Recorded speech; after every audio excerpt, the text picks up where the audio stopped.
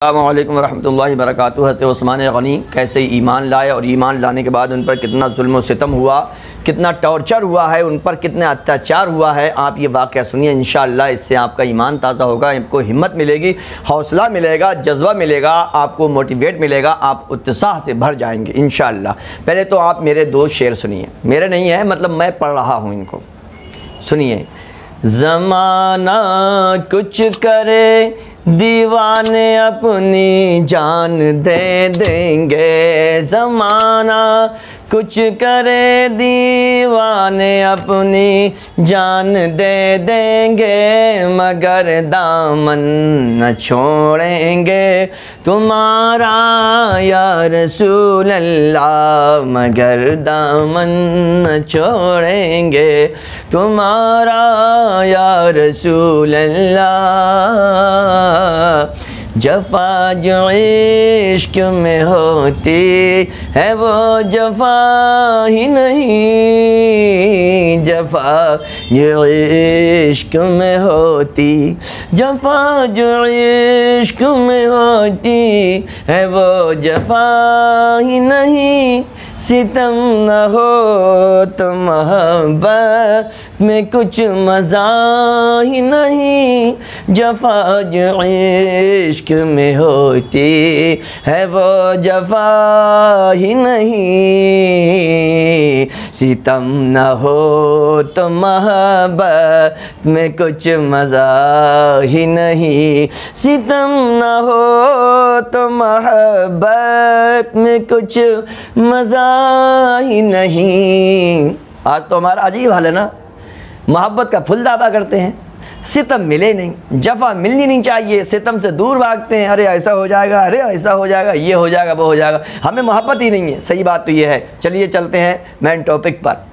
हज़रत सैयदना उस्मान गनी रज़ी अल्लाह तआला अन्हु को खलीफा अव्वल हुज़ूर अबू बकर सिद्दीक़ रज़ी अल्लाह तआला ने समझाया और आपकी बात अच्छी तरह समझ में आ गई, आपने इस्लाम कबूल किया। मगर आपको पता है कि जब लोगों ने इस्लाम कबूल करना शुरू किया तो अरब के लोग बड़े दुश्मन हो गए। हज़रत उस्मान गनी रज़ी अल्लाह तआला अन्हु के कबीले वाले भी हुज़ूर सल्लल्लाहु अलैहि वसल्लम की बहुत ज़्यादा मुखालफत करते थे।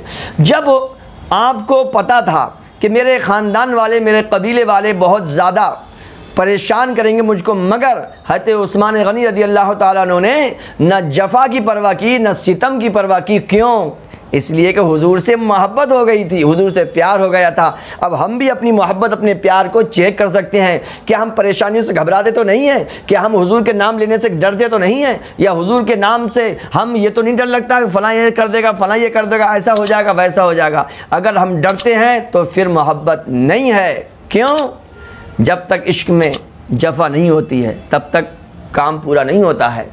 डॉक्टर इकबाल ने बड़ी अच्छी बात कही है, जफ़ा जो इश्क में होती है वो जफ़ा ही नहीं, जफ़ा जो इश्क में होती है वो जफ़ा ही नहीं, सितम न हो तो मोहब्बत में कुछ मज़ा ही नहीं, सितम न हो तो मोहब्बत में कुछ मज़ा ही नहीं।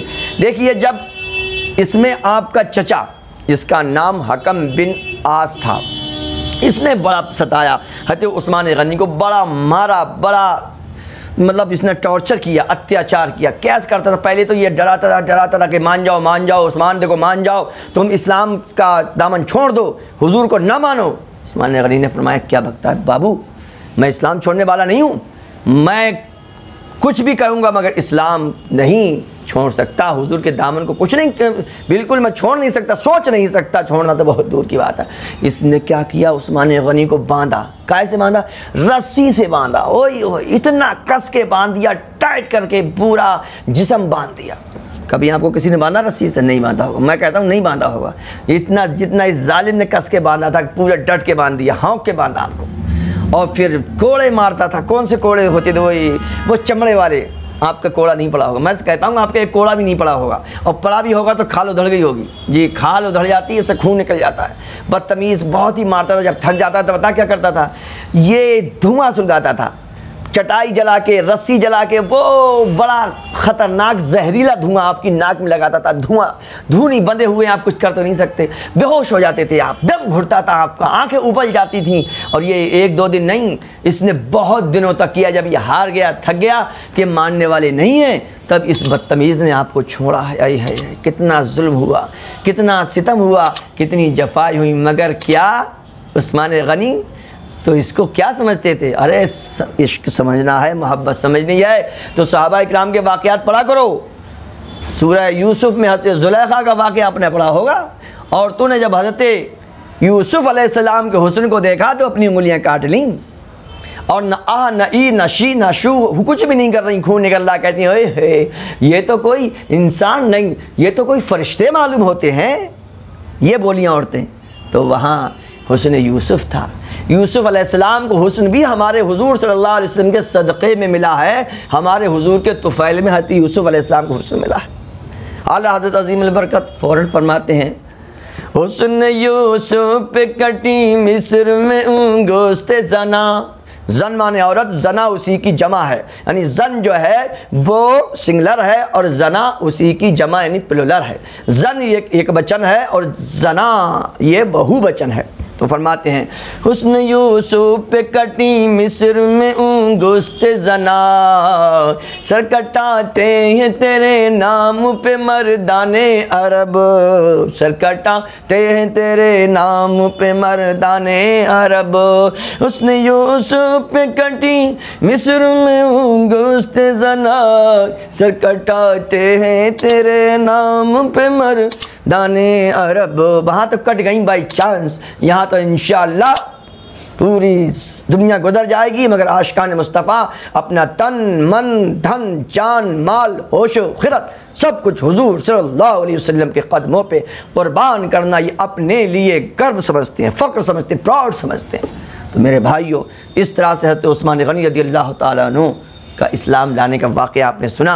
इंशाअल्लाह ज़रूर आपकी ईमान में ताज़गी आई होगी और अल्लाह वालों के ज़िक्र से रब की रहमतें झमाझम बरसती हैं माशाअल्लाह।